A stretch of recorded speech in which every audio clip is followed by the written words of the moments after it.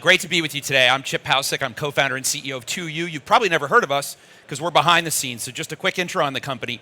We partner with top universities in the US mostly to build really high quality online degree programs. So Yale University, Northwestern University, Georgetown, University of Southern California, Northwestern.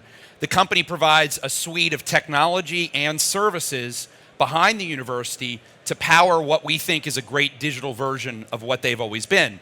And the business model long-term is we share tuition revenue over the life of each degree student that comes into the program. So the Web Summit asked me to give a little bit of a how-to. You really don't ever see a discussion of how to IPO, and so this is a little nuts and bolts on the actual process and on our lessons learned. So do we have a clicker? Here we go. So just to get started, what I would say, very complicated process, but ultimately, I'm going to talk about the sort of before, during the actual roadshow itself, and then after. When you talk about before, the most important thing that I felt about our IPO was to be authentic to your story. So whatever your story is, and let me give you an example that you guys might be able to relate to. So I'm a 3-time venture-backed guy. So this is my 3rd venture-backed company, but this is the only one that worked. I have had a hard road to get here. My first one I ran for a decade, and 8 years in, I had 100 employees, and I put 80 in one room and 20 in the other, and I laid off the 80. The reason I go there is not to tell you that, to bring it down, but it was a very authentic part of my story. It was very clearly part of why I've become successful in this new one, and I wasn't shy about sharing that. And so I think the authenticity of the story is pretty critical as you go through the process. So with 2U, we told our story. This is our technology, and we came up with this metaphor of no back row. You all know the back row, the seats closest to the exits. What if you could eliminate that back row and bring every student forward? This allows great universities to have a very intimate live class all over the world with people learning how to become a nurse or a data scientist or an MBA student. And I think telling that authentic story was pretty critical. The second thing I would say before is finding great people that you know have done this before. I had never been a public company CEO. I'm still learning every day. My CFO had done 4. So finding Kathy Graham was really critical to our ultimate journey. And also finding a woman to be your CFO was great from a diversity standpoint. But then you go out and you hire the investment banks. How did we pick them? We picked the investment banks very simply based on trust. People that understood our story and had worked with us before. So the person that led the IPO was a banker named Victor Hugh from Goldman Sachs who had done the most work on the company before. And so we really leaned on Victor Hugh from Goldman Sachs and Sam Shaw from Credit Suisse simply based on trust. But then I'd say the unsung hero of the IPO was a job that my general counsel hired a deputy general counsel who came from Tom's Shoes and really had done all securities law. So I would say this was sort of the unsung. I was really sort of stunned how much of it was legal, not just financial. So hiring somebody that had come from that world was pretty important. I've already mentioned sharing your story. Visibility is pretty important. Public investors care much more about predictability than almost anything else. So getting the company to a point where you have that kind of visibility, I would really caution you even if your company is scaling, if you're lumpy and you're not predictable, it'll be really difficult to deliver post-IPO, and I'll talk about that in a second.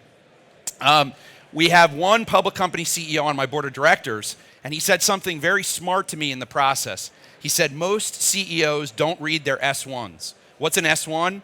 It's the document that you file to the public, and it's about that thick. And so read it cover to cover. You're taking this company public, and it's about you. Even though it's a lot of legal language, you really need to know, and so read it cover to cover. So let's talk about the actual process. So that's, it was a very proud moment, the culmination of the roadshow. But the roadshow itself is pretty interesting. So I'm not sure if there are many NBA fans in the room here, but I talk about the roadshow a little bit like LeBron James. How? When LeBron James was in high school in America, there was tons of hype about LeBron. And LeBron actually delivered on the hype. So LeBron is a rare thing where something was so hyped up and it delivered. And for me, the roadshow I'd heard about as an entrepreneur many times, and it without question delivered. Super intense 2-week process.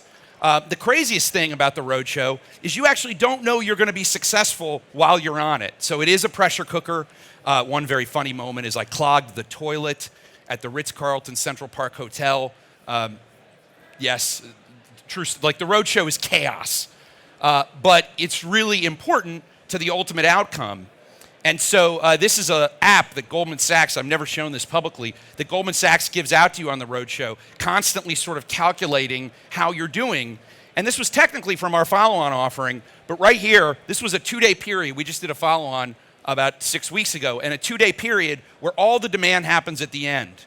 So what was the sort of single most surprising thing about the roadshow?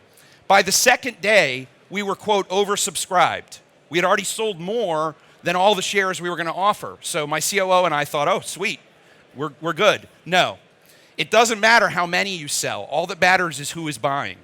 So you learn this in the process. If the right shareholders are actually not buying, you may not be successful. So we did not know until the following Wednesday that we were actually going to be a public company. It became obvious at a certain point based on who was buying, and that really surprised me. No one had told me that before the process. So this is the day of the IPO itself, sitting in a room, watching them before you price the company, watching them begin to trade the shares in the public market. One thing that I feel like I did well, by the way, we IPO'd at 13, and it started going down it's done spectacularly since, but it started going down that morning, so pretty stressful moments during the process.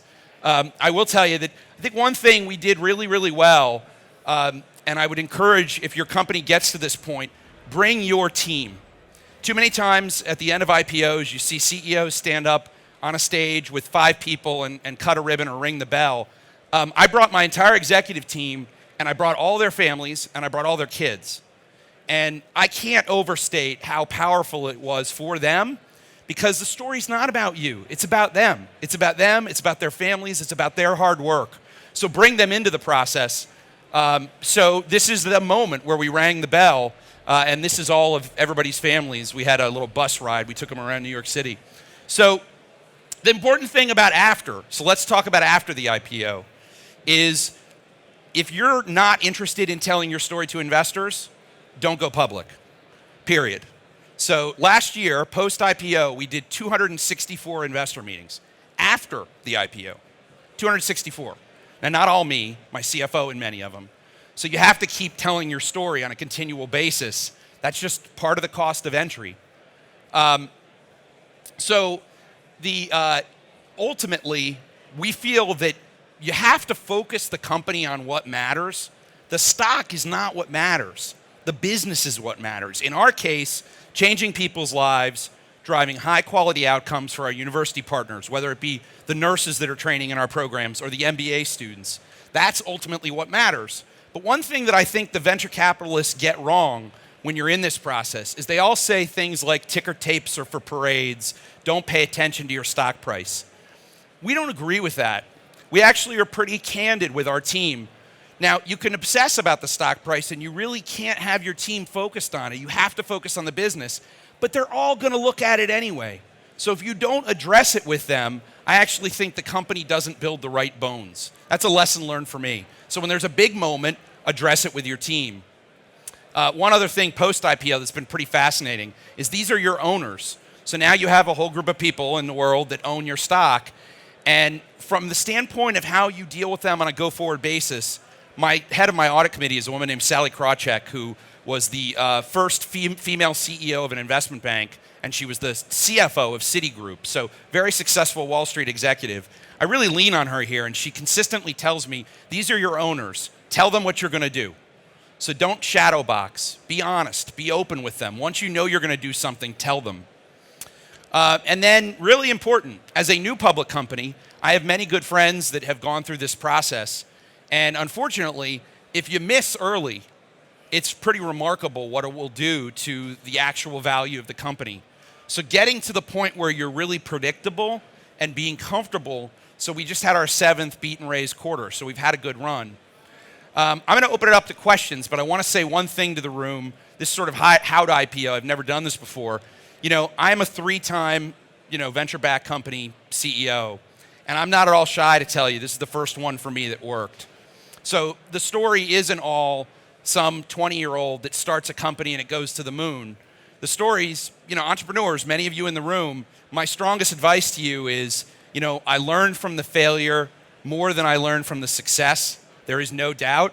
And I feel fortunate that I have a team of people around me that drive this company to great heights. And one of those lessons learned was focus. So I won't take credit for everything at 2U, but I will definitely take credit for keeping us focused. Once you've got a great business model, drive it. And I would say to you in the room, whether you're really far away from a moment like that or closer to it, the reality is don't stop. Keep going, keep learning, keep iterating, and you'll get to a great place if you just keep applying what makes you personally great. Be authentic to yourself. So I've got 2 minutes left, and I'm going to open it up to questions. Throw anything out there. Anybody? Yes? You can yell it out. I can hear you. She's got a mic. Sorry. If you stay private company, like compared to going public. Yep. So what do you think your success would be? Like, would you be more successful, less successful? So a lot of people ask me, so why go public?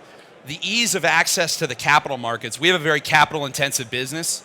So every program that I launch with Georgetown will cost the company about $10 million of net negative cash over the first 4 years before we swing to profitability on that program. So it's very cash-intensive. And there is no place you can get access to that kind of capital. We are at an odd moment in time where, in my opinion, it's gotten quite frothy in the private markets. This is unusual. It's unusual to be able to raise $200+ million in the private markets. So 2U in inception to date, we've raised something like $330 million US. So a lot of capital. I also do think as a venture-backed company, at some point, there's an exit. Whether you like it or not, that's fact. And that exit is going to come in the form either of a sale or an IPO. That's really the two options. We really wanted to keep our company, we love the culture of the business, and we really wanted to sort of control our own destiny. So from our standpoint, the IPO has been a net positive. Interestingly, one of the surprises during the process is, because I have few clients, I don't have 100 clients, the bankers made us do 100% client reference before they would underwrite the deal. And all of my clients were uniformly positive about the IPO, much more worried about the notion of a sale because they really think that we are a good partner for higher education. So for us, it was the right choice. It may not be the right choice for everybody, but for us it was. Good question. Hi, Chip. Over here. Hey, Hi. Greg Nance. Chase Future, great company. Big fan of your work at 2U. What advice do you have for people that are raising Series A, Series B that want to go public someday? What should we be doing now? Most important thing, deal, the valuation is not nearly as important as the structure.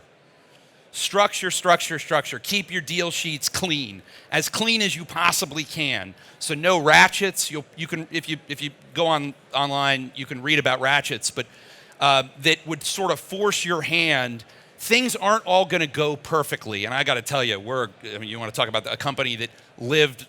We were not an easy venture-backed company. And we started right during, the economic crisis was beginning in 2008. So there were moments where we could have gotten a higher valuation, and we didn't in some ways because you're talking to people that have been around the block. So we kept deal sheets really clean. And I think that probably is the most important thing as you go on the journey. Great question. Hi there, can you hear me? Yeah, I can hear you. Okay, now life after the IPO, what is your number one priority to deliver value? For who? To deliver value. Without question, we convinced our board in the early days there'd be a long-term correlation between our financial success and student outcomes in the programs. And the reality is online education has a confidence problem for a reason. It's not been very good for most of its history. So delivering really high-quality value for the students that are in those partner programs. And I'm proud to say that while the company has gotten to scale, so we just passed $1 billion in tuition bookings for our partners, that's not about the money. It's about the people in the programs delivering a great job, delivering learning, delivering an affiliation to a great university. So it's those student outcomes. We got 8 seconds. You can shout it out. Mentorship? Yeah, don't be shy. Talk to as many people as possible. This conference, Founders actually, has been phenomenal for me.